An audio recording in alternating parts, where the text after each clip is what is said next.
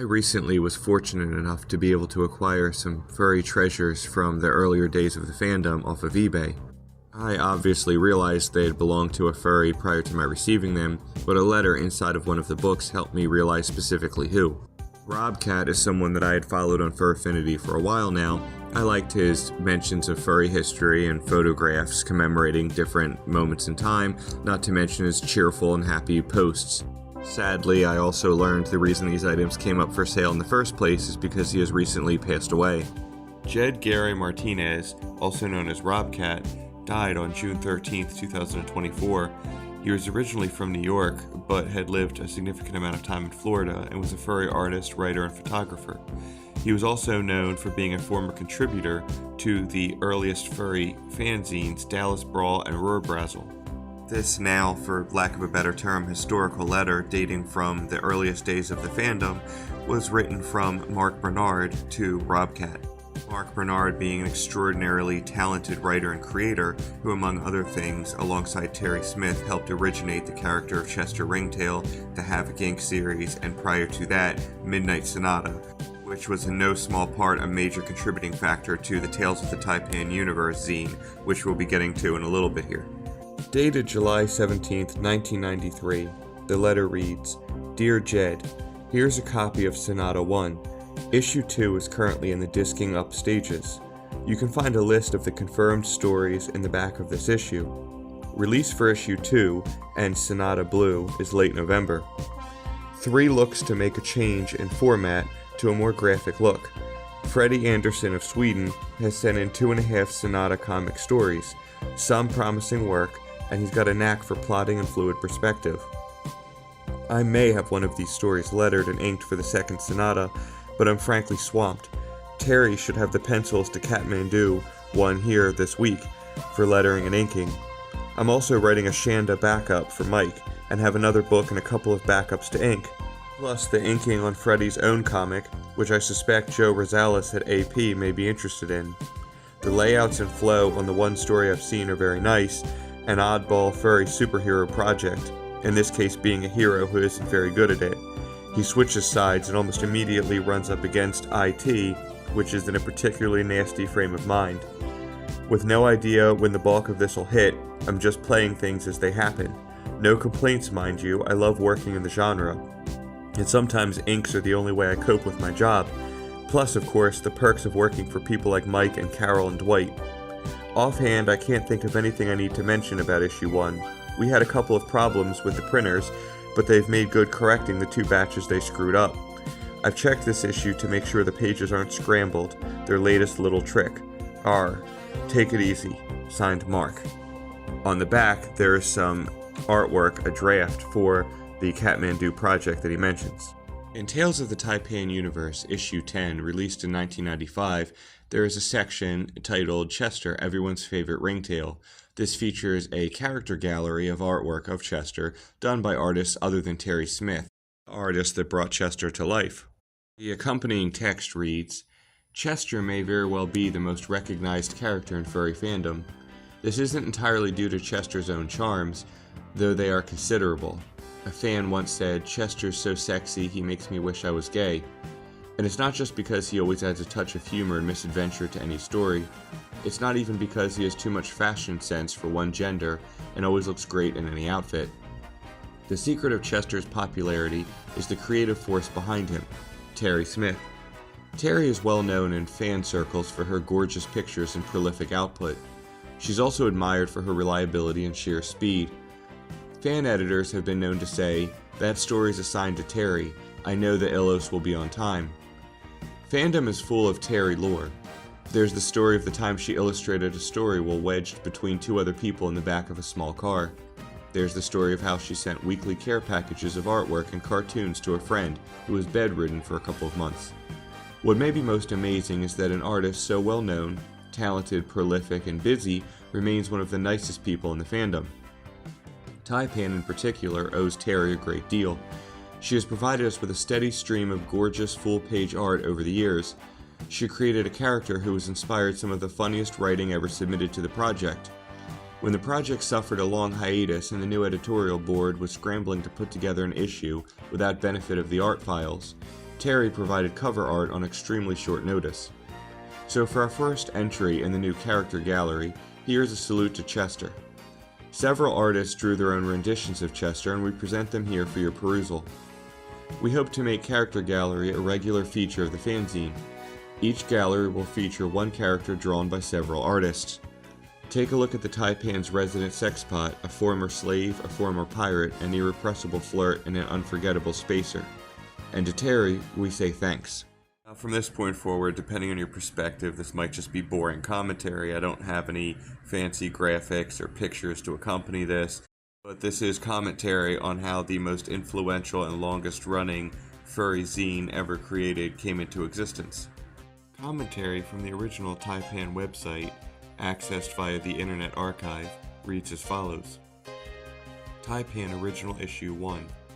This is the infamous original issue, no longer to be had for love nor money, although at the moment I have 2 copies. Alan left his issues behind when he moved.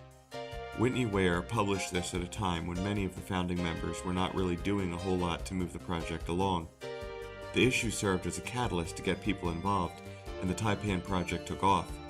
However, along the way we chose to tighten our editorial policies. Whitney hardly had any to begin with.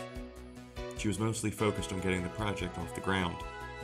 And in the process, several people dropped out of the project, removing their characters and stories. In response, we chose to republish issue 1 without all of the unofficial material and with some new material added. We also created rules that allowed us to operate without the threat of other members suddenly pulling all of their material from the project and rendering prior issues invalid. So in some ways it was probably a good thing that this happened to us so early. As part of the fallout from all of this, we were told by one member that we would be sued if we printed anything featuring their character ever again. In accordance with that statement, part of the cover shown here has been blacked out. The first issue contained character information and artwork from Mark Bernard, Melody Luke, Scott Alston, Michael Capriola, Stephen Carter, and Ray D. Pounds III. In particular, it contained a nifty cover picture and an even more nifty interior cartoon by Ray Pounds, and a complete story by Mark Bernard. Mark reworked his material and went on to publish his own fanzine, and then, reworking it again, created a professional comic publication. He worked closely with Terry Smith in all of this, and for that reason you have at least 2 versions of Chester running around these days, which probably still doesn't account for all the pictures of him. Ray Pounds never created a character that I'm aware of. Whitney told me that she lost contact with him and therefore didn't republish his cartoon. However, at a conference a couple of years ago, Ray told us that he'd been kicked out of the Tai-Pan. I don't know what really happened, but it's a shame that his cartoon didn't get republished. I still like it. Also accessed via that same archive, we have the article 10 Years of Anthropomorphic Art and Fiction by Jean Brashears. It reads, "This article is not a strict chronology. Events are grouped slightly out of order by common themes and topics. This article was originally published in Tales of the Tai-Pan Universe, number 17, March 1998. I was quite surprised when I first met Whitney Ware. I had been corresponding with her for a few months because we were both writing for the same ElfQuest fanzine. She was a very good writer and had been publishing her own fanzine for several years, and as I discovered on that summer day in 1984 at an ElfQuest fan picnic, she was only 15 years old. It was only the first of many times that Whitney would surprise me by being a few steps ahead of the pack. Over the next few years, we collaborated on ElfQuest stories, hung out at cons together, and corresponded a lot. At NorwestCon 10 in March 1988, a group of us who had met through the EQ zines were out at a Denny's at some ungodly hour of the morning. We were all chatting, passing around sketchbooks, and munching, when Whitney started talking about producing her own zine. Not a fanzine in the traditional sense, but a self-published magazine set in a universe we would create ourselves. Ideas started flying back and forth as they do at such events, and by the time we were piling into cars to drive back to the convention hotel, we had the bare bones of the project figured out. An interstellar trading ship populated by a mix of humans, aliens, and genetically engineered animals, joining from world to world and having adventures. These original brave souls, Whitney, Keith Allen Johnson, Julie Ramke, Mark Allen Davis, Joe Bonin, Alan Chapman, and myself, began creating characters that very night, most of whom are still crew members at the Tai-Pan. The next day, we kept talking about the project at the con. Some other friends at the con offered suggestions, and we tried to flesh out the ideas. Many of us were reading C.J. Chera's Channer series of novels at the time, and Steve Gallacci's Albedo comics, or Lex Nakashimi's Fusion comics. Some of us had recently read David Brin's Uplift War, a sequel to his novel Startide Rising, or were anxiously awaiting the paperback. You can see influences of all of these things in the creation that eventually emerged. When we left the con, several of us had assignments, projects each of us agreed to work on to get this thing off the ground. Whitney would be the coordinator and editor, and other details we'd work out as we went. One of the first things Whitney did was begin writing many other friends in ElfQuest and Pern fandom to recruit more writers and artists. By NorwestCon 11, March 1989, membership had grown to 13, and the Tai-Pan itself had a crew of about 15. Whitney had designed the first flyer, and we had our earliest pieces of artwork along with some technical articles in the ship name. Over the course of the second year, things really got moving. The membership reached 20 people, we had 2 competing ship schematics, a timeline, and a pile of stories in the editing process. But it took another year before the first issue of the Tai-Pan was published. I can't show you the cover of the first issue, published in March 1991, because the issue was going to be of greater significance than any of us could imagine. The issue contained 4 short stories, some technical articles, and a crew roster of 30 characters. The initial effect of having an actual issue rather than just a flyer with a few bits of artwork was nothing short of phenomenal. New members and requests for subscriptions started pouring in. The membership more than doubled, and things looked like they were going beautifully. Then we had a little problem. One member who had joined during the second year and written several stories while other members were still figuring out their own characters, the technology, and the society of the universe, received his first request for a rewrite from our editorial staff. Apparently, he had never been asked for a rewrite by any other fanzine, and he became more than a little upset. Upset enough to send an angry letter threatening a lawsuit unless Whitney and the other members of the editorial board removed all mention of his character, stories, and artwork from the project, including from the recently published first issue, which is why I can't show you the cover of the first issue. We decided to comply rather than try to get into a legal hassle, although more letters were exchanged. This meant that we had to redo the first issue since it contained a story, art, and a technical article created by the disgruntled former member, besides having his character in the cover illustration. This was more than just an inconvenience. By the time the blow-up occurred, issue 2 of the Tai-Pan fanzine was nearly finished and ready to go to press. After toying with the idea of christening issue 2, First Issue Revised, Whit went to work revamping the introductory issue. By January 1992, the issue, which most of you know, hit the newsstands.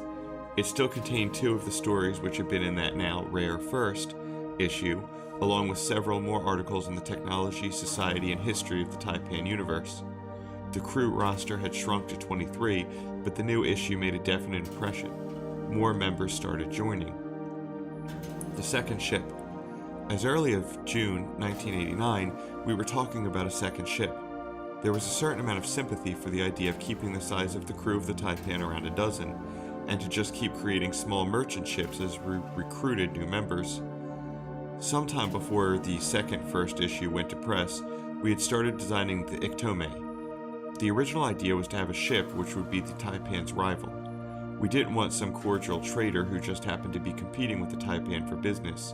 No, we wanted a crew that could sometimes be the villains in our spacefaring tales. It is probably painfully obvious that Captain Roberts was named after the dread pirate Roberts from the movie Princess Bride. Our pirate leader got his name because of a slight misunderstanding. Whitney misheard the name of Inigo Montoya, the character who, it is implied at the end of the film, will take over the role of the dread pirate Roberts. So Bendigo Roberts, swashbuckling coyote, was born. The problem was coming up with story ideas in which the 2 ships would plausibly be bumping into each other a lot.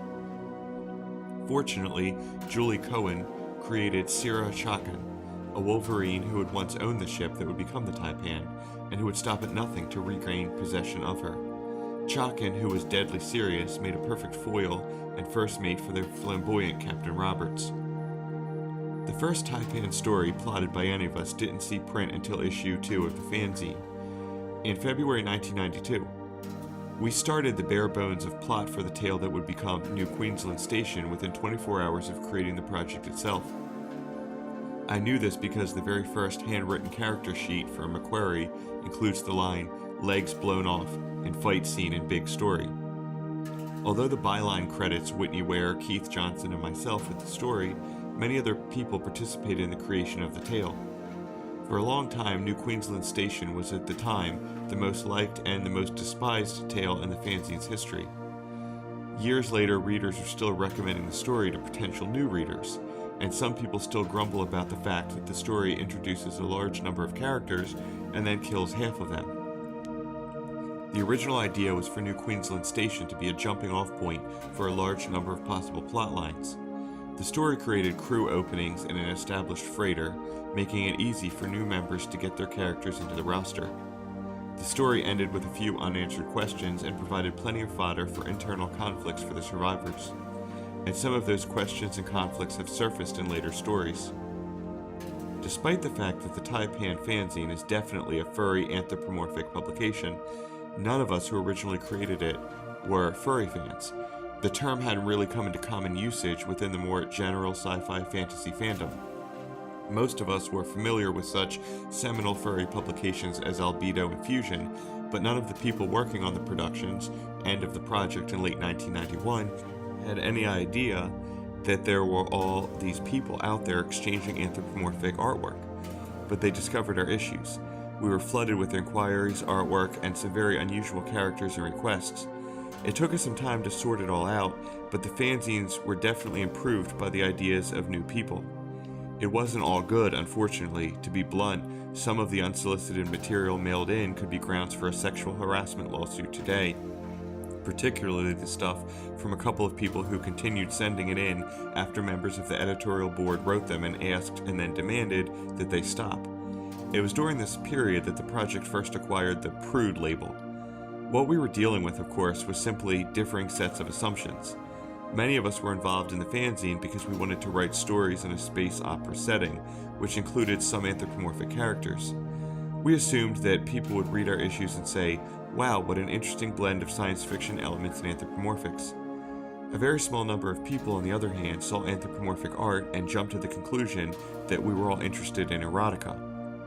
But the overall effect of furry fandom discovering us and us joining them has been good for the quality and direction of the fanzine. By 1993, we were up to issue 6. We had published 16 stories about the crew of either the Iktomi or the Tai-Pan. There were at least 20 more stories going through the editorial process. The stories ranged from comedic to tragic, from hard science to murder mystery. Gary Fletcher proposed creating a third project ship. While the range of story possibilities offered by a merchant vessel and a pirate were quite broad, Gary saw a need for telling the stories of characters who would never become Starship crew members. The Quantum Lady was born. Some people saw the ship as a sort of love boat in the stars, others envisioned it as a grand hotel. Gary was thinking bigger though, not just a simple cruise ship, but the ultimate cruise ship, a virtual resort city that traveled from one star system to the next. He must have been onto something because a lot of characters were created and submitted for the lady. Around this time, Julie Ramke was pitching the idea to several of us to think about some sort of research or science vessel, a place where it would be easier to write and set some of those mysteries of the universe story ideas that we came up with from time to time. Although several people expressed interest and Julie assembled some information about the ship's homeworld and crew, the idea didn't gel right away. About the same time that folks were creating characters by the handful for the Quantum Lady, Whitney walked up to me at a Tai-Pan party with an unusual request. One of our members wanted the planet she had created to be destroyed. Not just destroyed any old way, mind you. No, this world had to be completely obliterated, so there would be nothing left behind for looters and scavengers to take from the dead world. The destruction also had to be quick and nearly painless, no plagues or lingering famines. Finally, whatever destroyed the planet had to fit into the guidelines we'd set for the project as a whole. It had to be at least somewhat scientifically plausible and not contradict anything we'd already said about the technology or science of the universe. I mulled it over for a few days, and then the idea hit me. To tell the story, I would need someone who would observe the disaster, but remain outside of it. I remembered Julie's idea of a science or research vessel, and in short order, the Ramayan was created to set sail among the stars. By the time issue 7 was published in November 1993, certain forces within the project seemed to be converging towards a definite collision. Several people involved in the project were unhappy with one aspect or another of how things were going. Others were finding other interests and commitments, leaving them less and less time to put into creating stories and artwork for the fanzine. Assigned story illustrations and other things needed for issues were not coming in on time, and the publication schedule slipped several times. By the summer of 1994, an offer had been made to a subgroup of the creators to develop a book based on Tai-Pan for commercial distribution by MU Press. Many of us who had long been involved with the project got together at Keith Johnson's home to discuss options. After a lot of consideration, a tentative plan was adopted. We would print 3 more issues of the fanzine through 10. These issues would contain stories which would wrap up some of the storylines already in place and clear the way for the proposed prozine. If there was sufficient interest, the fanzine would then be turned over to someone else to publish as they wished, minus those elements which were to be taken into the new book. A letter was sent out to members explaining this, though there were some unfortunate misunderstandings. Several members of the project prepared to participate in the prozine. Rumors of various kinds circulated among the rest of the membership. Independent of all of this, Whitney came to the conclusion that she needed to make some changes in her life. Whitney resigned from the project, and new rumors were rampant. Kristen Fontaine, who was project treasurer at the time, and I convened a meeting to discuss the next step. We tracked down founding members who were available and still interested: Mark Davis, Keith Johnson, and Alan Chapman. We also asked Chuck Melville, contributing member and editor at MU Press, David Daly, contributing member and former sourcebook coordinator, and Ray Cornett, contributing member, to join us. We were all willing to keep producing the fanzine. We came up with job descriptions for editorial board members and a publication schedule. I started work on issue 8 that day. 6 weeks later, in March 1995, issue 8 was mailed to all current subscribers. An enclosed letter explained that there was a new editorial board and publisher, and promised that there were many more issues to come. In the 3 years since, we've managed to stick to our publication schedule of 3 issues a year. Stories featuring the 3rd and 4th project ships have been published. We've also produced 2 supplemental books, Contraband and Eclipse, containing somewhat more adult-themed stories. As subscription base has increased steadily, we've published a lot of the backlog of art and stories, and new contributors plus new art and stories are coming in all the time. In the last 10 years, we've published 61 stories and 695 pieces of artwork. Members have created over 100 characters. We've created starships, planets, interstellar alliances, alien cultures, and plutonium rock bands. We've created stories that range from the silly to the sublime. We've published furry hard science fiction, murder mystery, suspense, drama, melodrama, comedy, action, and poetry. We've done just about everything from gimmick short stories to space operatic epics. While creating one of our early promotional flyers, someone came up with a slogan: for the best anthropomorphic art and fiction in known space. It was a very ambitious goal. I think the contributing artists and writers have lived up to it many times, and I believe we'll do even more in our next 10 years.